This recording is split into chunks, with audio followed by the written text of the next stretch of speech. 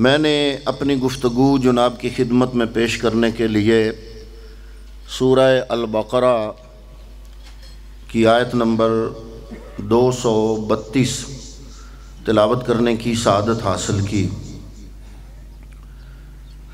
اللہ رب العالمین نے اس آیہ مبارکہ میں ہمیں شکر ادا کرنے کی تلقین فرمائی ہے۔ شکر ہوتا ہے کسی نعمت پر۔ ایک حدیث پاک بھی ہے، حضور نے فرمایا جو کوئی تم سے نیکی کرے اس کا شکر ادا کرو، کیونکہ جو بندہ لوگوں کا شکریہ ادا نہیں کر سکتا وہ رب کا بھی شکر ادا نہیں کر سکتا۔ لیکن تمام شکریوں سے جو فائق شکریہ ہے، بلند و بالا ہے، اہم ہے، وہ ہے اللہ کا شکر۔ بندوں کا بھی شکر ہے، لیکن بندوں کا شکر جو ہے وہ اسی لیے ہے کہ پیچھے حقیقت میں نعمت اللہ رب العالمین کی ہی ہوتی ہے۔ اس کی ایک مثال میں آپ کی خدمت میں پیش کروں گا کہ اگر ایک بھوکا آدمی بھوک سے بلک رہا ہے اور اس کو کوئی کھانا پیش کرتا ہے تو بھوکا آدمی اس کھانا دینے والے کا تو شکریہ ادا کرے، لیکن اصل شکریہ تو اس ذات کا ہے نا جس نے کھانا بنایا۔ یا چلو کھانا تو بنایا، اگر وہ منعم حقیقی کھانا دینے والے کے دل میں رحم کا جذبہ ہی پیدا نہ کرتا تو وہ کھانا کیسے دیتا؟ یا چلو اس نے کھانا بنایا، اس نے منعم حقیقی کے دل میں رحم کا جذبہ پیدا کیا، لیکن جو منعم علیہ ہے، جس پہ انعام ہو رہا ہے، جس کو نعمت دی جا رہی ہے، اگر اس کے اندر اس نعمت کے وصول کرنے کا ملکہ ہی پیدا نہ ہوتا، یعنی اس کے منہ میں کوئی ناسور ہے کہ کھانا منہ میں لے جا نہیں سکتا، تو یہاں پر بھی پھر وہ منعم حقیقی سامنے ہوگا۔ تو سب سے بڑا شکر کا حقدار وہ رب ہے جس نے کھانا پیدا بھی کیا، منعم حقیقی منعم کے دل میں رحم کا جذبہ بھی پیدا کیا، اور منعم علیہ پر کرم کیا کہ اس نعمت کو وصول کرنے کی صلاحیت بھی رب العالمین نے پیدا فرمائی۔ تو اس لیے منعم حقیقی وہ رب ہے، اور اس رب کا شکر ادا کرنا ہر بندے پہ لازم و ملزوم ہے، واجب ہے۔ اللہ نے ہمیں بے شمار نعمتوں سے نوازا۔ اتنی نعمتیں ہیں کہ اگر ہماری عمر حضرت نوح علیہ السلام کی طرح 950 سال بھی ہو جائے نا، اور ہم روز اس کا شکر ادا کریں، لیکن رب کی اتنی نعمتوں کی عطا ہے ہم پہ کہ ہم پھر بھی اس کی نعمتوں کا کما حقہ شکر ادا نہیں کر سکتے۔ اسی لیے اللہ رب العالمین نے سورہ رحمان کی ایک سورہ میں 31 مرتبہ سوال کیا ہے، اور سوال کیا ہے 2 مخلوقوں کو مخاطب کر کے۔ 31 مرتبہ سوال ہے میرے رب کا سورہ رحمان میں، فَبِأَيِّ آلَاءِ رَبِّكُمَا تُكَذِّبَانِ، اے جنو انس تم رب العالمین کی کون سی نعمت کو جھٹلاؤ گے؟ یعنی اللہ رب العالمین نے بندہ مومن پہ کتنے احسانات فرمائے، اور اس کا اظہار اللہ رب العالمین نے سورہ نحل کی آیت نمبر 18 میں فرمایا، فرمایا وَإِن تَعُدُّوا نِعْمَتَ اللَّهِ لَا تُحْصُوهَا، اگر تم اللہ رب العالمین کی نعمتوں کا شمار کرنے لگ جاؤ تو رب العالمین کی نعمتوں کا شمار ہی نہیں کر سکتے۔ مثال کے طور پہ اگر میرا رب ہم میں سے کسی کو انسان ہی نہ بناتا، کوئی جنگل کا جانور بنا دیتا، دنیا کی کون سی طاقت ہے جو رب کو روک سکے؟ اگر رب العالمین ہمیں انسان کی بجائے کوئی ہوائی پرندہ بنا دیتا، کوئی وحشی جانور بنا دیتا، کوئی چوپایا بنا دیتا، ہم میں ہمت نہیں کہ اللہ رب العالمین کی مرضی کے سامنے رکاوٹ بن سکیں۔ اللہ رب العالمین نے ہمیں انسان بنایا، اور انسان بنانے کے بعد پھر اس انسان کو جو صورت عطا فرمائی ابتدائے ازل میں، روز ازل میں، جب ملائکہ اللہ رب العالمین کے حکم پر وہ آگ، مٹی، پانی، ہوا، 4 عناصر ترکیبی کا میزہ تیار کر رہے ہیں، تو ملائکہ نے پوچھا کہ اے رب العالمین، اس کو یہ جو مخلوق ہم بنانے والے ہیں، اس کو ہم کون سی شکل عطا کریں، کون سا روپ دیں؟ مثلا دنیا میں جتنے بھی جانور ہیں ان کے اپنے اپنے روپ ہیں، آپ دیکھ رہے ہو بھینس ہے، گائے ہے، بکری ہے، اس کے علاوہ بے شمار گننے پہ آئے تو گنتی سے باہر ہے۔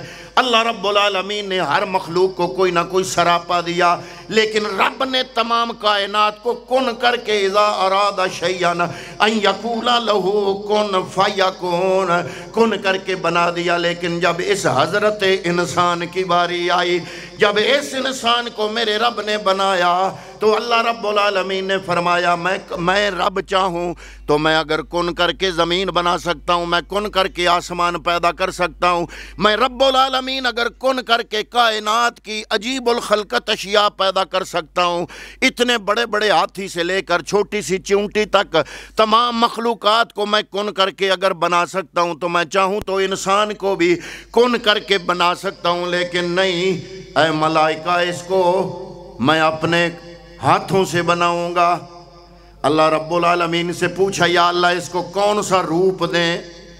تو رب العالمین نے فرمایا ہے ملائکہ، ویسے تو میں جسم سے پاک ہوں، سراپے سے پاک ہوں، میں جسم سے پاک ہوں، لیکن تمہارے دماغوں میں رب العالمین کا جو سراپا ہے، یہ انسان میرا نائب بننے جا رہا ہے۔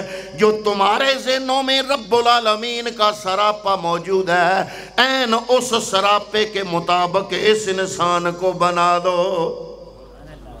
حضرات محترم، آپ نے دیکھا ہے کہ دنیا میں بڑے بڑے جانور، بڑی بڑی مخلوقات، چیتے جیسا طاقتور، شیر جیسا طاقتور جانور ہے، لیکن وہ 4 ٹانگوں پہ چلنے والا، سر نیچے جھکانے والا، اپنی غذا کے سامنے جتنے تک سر نہ جھکائے غذا کھا نہیں سکتا۔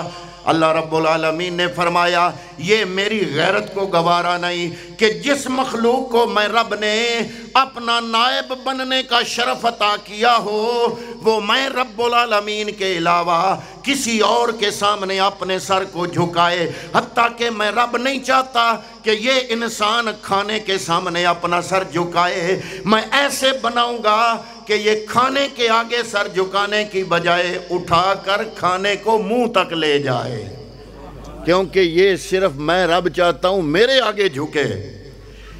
میں نے ساری کائنات اس انسان کے لیے بنائی، اس کو میں نے اپنے لیے پیدا فرمایا۔ حضرات محترم، شیر جیسا جانور، طاقتور جانور، چیتے جیسا طاقتور جانور غذا کی طرف اپنا سر جھکاتا ہے۔ ایک پوری کائنات میں بڑی بڑی مخلوق نہیں ہے، پوری کائنات میں صرف انسان ہے جو کھانے کو منہ تک لے جاتا ہے، وگرنہ ہر مخلوق کھانے کی طرف سر جھکاتی ہے۔ یا اللہ یہ کیا فرمایا؟ میں رب، میری غیرت گوارا نہیں کرتی کہ جس انسان کو میں رب العزت نے اپنا نائب بنایا ہو وہ میرے علاوہ کسی کے آگے سر جھکا سکے۔ تو فرمایا میں نے خوبصورت سراپا دیا اس بندے کو، اس انسان کو۔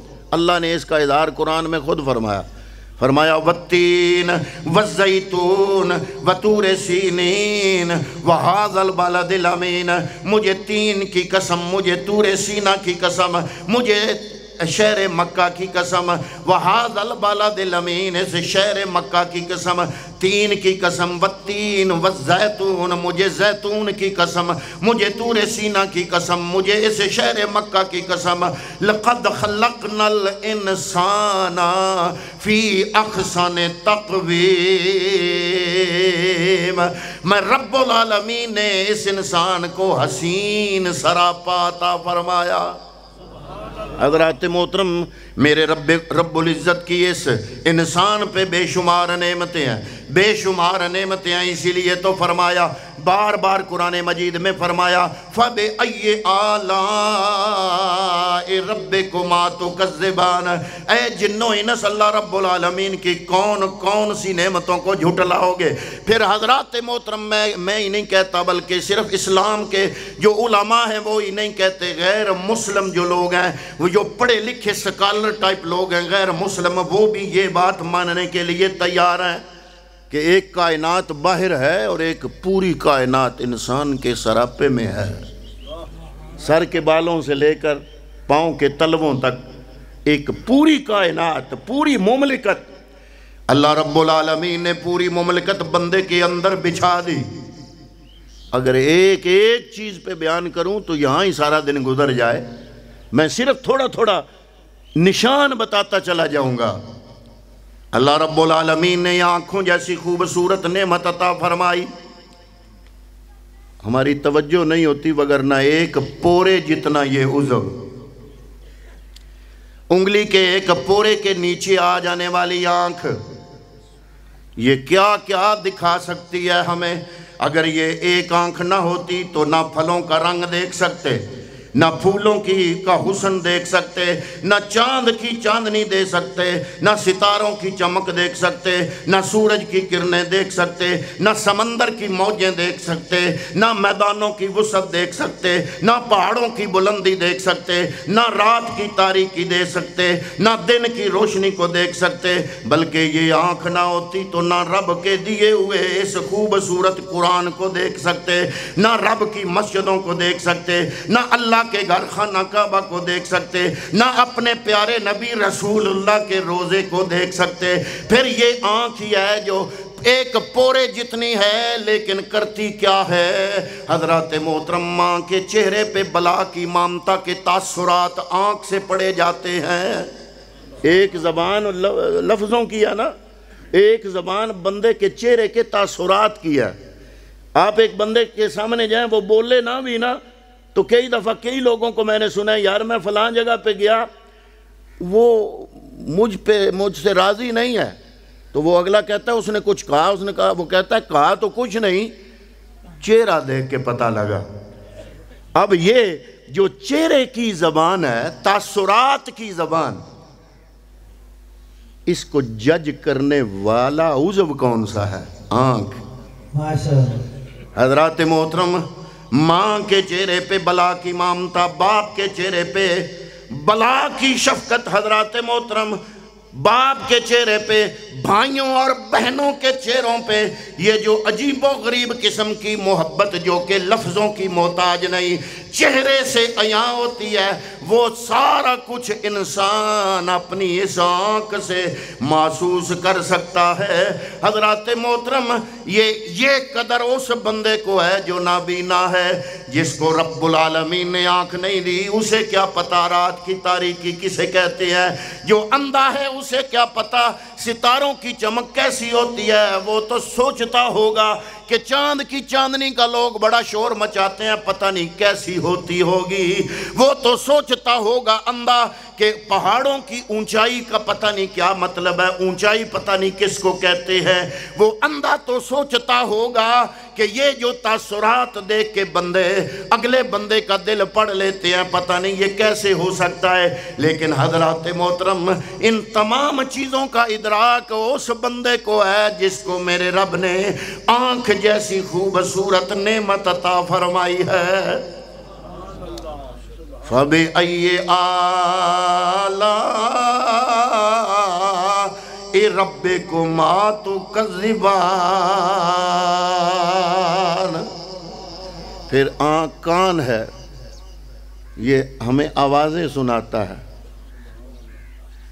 پھر یہ کان کا چھوٹا سا یہ جو پردہ ہے نا اندر، یہ ہمیں آوازوں کے لہجوں کا اتار چڑھاؤ، لہجے، اندازے گفتگو، اس کا اترنا، اس کا چڑھنا، لہجے کی تیزی، لہجے کی نرمی، الفاظ کی گرمی، الفاظ کی ٹھنڈک، یہ ساری محسوسات اور یہ سارے ادراک بندے کو اس کے کان کے ذریعے ہو سکتے ہیں۔ حضرات محترم، وہ بندہ اس کی قدر جانتا ہے جس کو یہ کان جیسی خوبصورت نعمت نہیں ملی، جو بہرا ہے۔ حضرات محترم، اسی طرح زبان ہے۔ کسی گونگے سے پوچھو کہ زبان صرف ذائقہ نہیں دیتی۔ ایک سائنسدان کہتے ہیں کہ زبان کے اندر ایک ٹیسٹ کا جال ہے، جال جو ویسے نظر نہیں آتا، خوردبین سے نظر آتا ہے۔ اگر کسی کا وہ جال ڈیڈ ہو جائے نا، ڈیڈ ہو جائے، زبان کے اندر بریک سا جال ہے، تو اس کے ذائقے کی قوت ختم ہو جاتی ہے۔ اس کے لیے سادہ پانی اور کوک میں کوئی نہیں فرق، دودھ اور لسی میں کوئی نہیں فرق، امرود اور سیب اور انگور اور انار میں کوئی فرق نہیں۔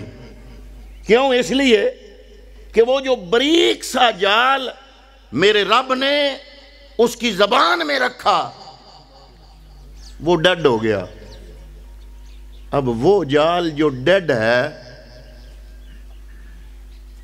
اگر ہم رب کی صرف اس ایک نعمت کو سامنے رکھ لیں کہ اگر یہ بریک سا جال نہ ہوتا تو رب کی کتنی بے شمار نعمتیں ہیں۔ ہمیں کیسے پتہ چلتا باجرے کی روٹی اور مکئی کی روٹی اور گندم کی روٹی میں فرق کیا ہے؟ آپ کسی اندھے بندے کے منہ میں باجرے کی روٹی پکا کے ڈال دیں، وہ سمجھ جائے گا یہ باجرہ ہے۔ کس نے بتایا؟ زبان کا وہ بریک سا جال ہے۔ اسی لیے میرے رب العالمین نے فرمایا فَبِأَيِّ آلَاءِ رَبِّكُمَا تُكَذِّبَانِ۔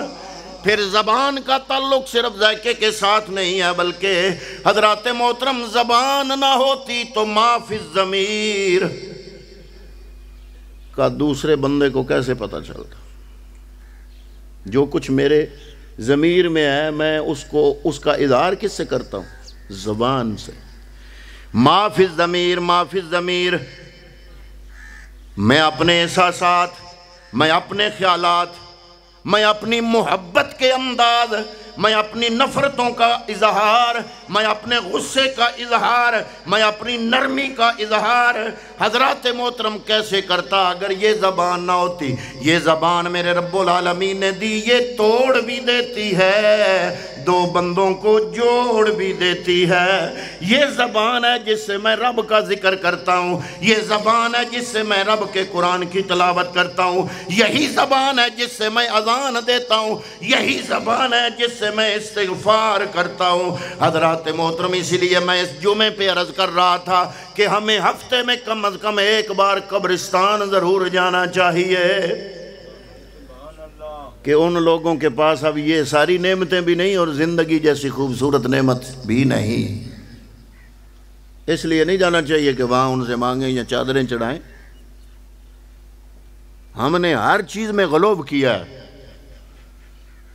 جو اعتدال میں رہے گا وہ چونکہ جانا نہیں جائے گا، پہچانا نہیں جائے گا۔ ہم نے دین کو بھی شومنٹ کا ذریعہ بنایا، شومنٹ کا۔ میں کسی ایک مکتب فکر کی بات نہیں کرتا، میں تمام مکاتب فکر کی بات کرتا ہوں۔ اگر ہم دین کو دین سمجھتے، صرف شومنٹ کا ذریعہ نہ بناتے، تو یہ نہ ہوتا کہ تبلیغی اجتماعات تو کروڑوں کے ہوتے لیکن نماز پہ صرف 5 بندے ہوتے، میلاد کا جلوس تو لاکھوں کا ہوتا لیکن نماز میں صرف مسجد میں 5-7 ہوتے، محرم میں تماشا دیکھنے کے لیے امام علی مقام اور شہدائے کرب و بلا کی محبت کے لوگ جو ہیں وہ جب نکلتے ہیں صرف ان کو دیکھنے کے لیے ہمارا لاکھوں کا مجمع ہوتا اور 7 محرم اور 10 محرم کو زور کی نماز کے وقت مسجد میں صرف 5-7 نمازی نہ ہوتے.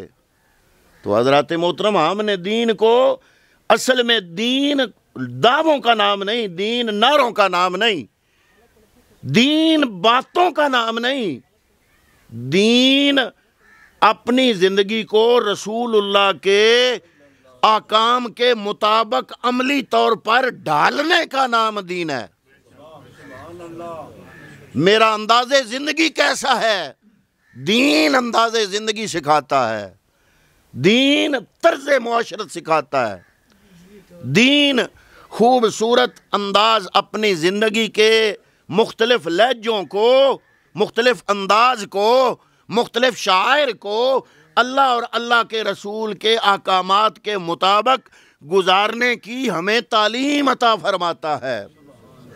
لیکن ہمیں قبرستان میں عرض کر رہا ہوں ضرور جانا چاہیے کہ ہم ان قبروں والوں کو دیکھیں تو ہمیں اپنی موت یاد آ جائے، اور ہمیں ہفتے میں 1 دن ہسپتال ضرور جانا چاہیے.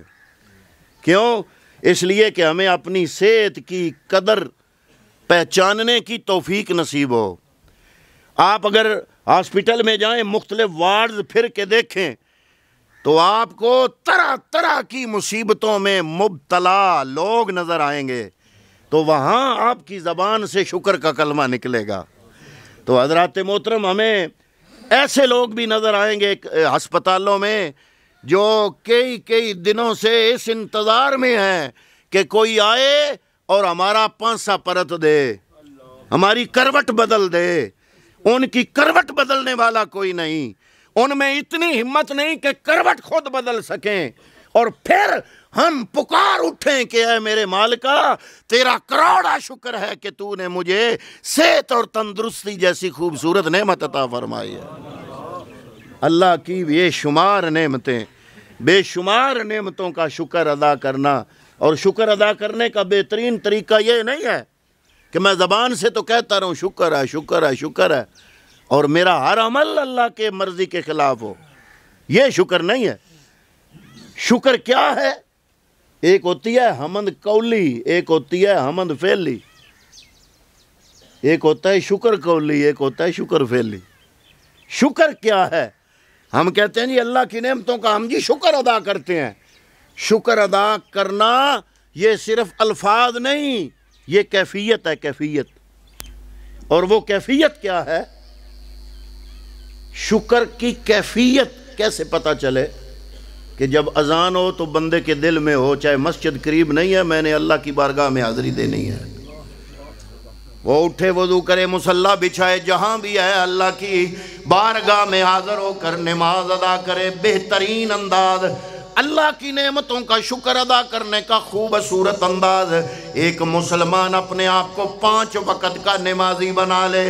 حضرات محترم، جب ساری دنیا چھوڑ کے وضو کر کے مصلی پہ کھڑا ہو کے تکبیر تحریمہ کہہ کے اللہ اکبر کر کے ہاتھ باندھتا ہے اور وہ شروع کرتا ہے سبحانک اللہم وبحمدک وتبارک اسمک وتعالی جدک ولا الہ غیرک. حضرات محترم، وہ میرے رب کی پاکی بھی بیان کرتا ہے، حمد بھی بیان کرتا ہے. یہی پاکی اور حمد بیان کرنا اور اپنے فرائض کو پہچانتے ہوئے زندگی گزارنا، اسی کا نام شکر ہے. اسی کا نام کیا ہے؟ شکر ہے. رب نے فرمایا کہ جو میرے ساتھ محبت کرتے ہیں نا، میری محبت کا راستہ فرضوں سے شروع ہوتا ہے. پھر فرضوں میں اتنی خشیت ہو، اتنی خشیت ہو، بندہ نوافل میں چلا جائے. پھر نوافل میں جب اتنا خلوص ہو، پھر وہ مقام آتا ہے کہ پھر رب اعلان کرتا ہے کہ یہ بندہ میرے لیے ہے. من کان للہ کان اللہ لہ. جو اللہ کا ہو جائے، اللہ پھر خود اس کا ہو جاتا ہے. یہاں سے پھر معرفت شروع ہوتی ہے. وہ حضرت معین جزومی ایک بزرگ ہوئے ہیں، ولی کامل ہوئے ہیں، انہوں نے خط لکھا حضرت باجزید بستامی کو. باجزید بستامی بھی بہت بڑے بزرگ ہوئے ہیں. انہوں نے ان کو خط لکھا. وہ کہتے ہیں اس بندے کی شان کا کیا عالم ہوگا جو اللہ کی معرفت کا ایک گھونٹ جس نے پیا اور ابھی تک ہوش میں نہیں ہے۔ یہ معرفت ہے، یہ داموں سے نہیں ملتی، یہ دھونی دکھانے سے نہیں ملتی، یہ نعروں سے نہیں ملتی، یہ اپنی خواہش نفس کو رب کی رضا کے مطابق ڈھالنے سے ملتی ہے۔ اور وہ اس مقام پہ پہنچے کہ اپنی بات کر رہے ہیں۔ وہ خط لکھا حضرت بایزید بسطامی کو، کہتے ہیں اس شخص کی شان کا عالم کیا ہوگا جو اللہ کی معرفت کے سمندر میں سے ایک گھونٹ پی گیا ابھی تک ہوش میں نہیں آیا۔ حضرت بایزید بسطامی نے جواب دیا، آپ نے فرمایا پھر اس بندے کی شان کا کیا عالم ہوگا جو پورا سمندر پی گیا اور ابھی بھی ہوش میں ہے۔ یہ کلندر اسی کو کہتے ہیں۔ کلندر بندے کا نام نہیں، بندے سمجھتے ہیں فلانا کلندر فلانا غوث، اور لوگوں نے بھی یہی سمجھا ہوا ہے۔ کئیوں نے تو کلندر ہونے کا دعویٰ بھی کیا ہوا ہے، جھوٹے پیروں نے، میں کلندر ہوں۔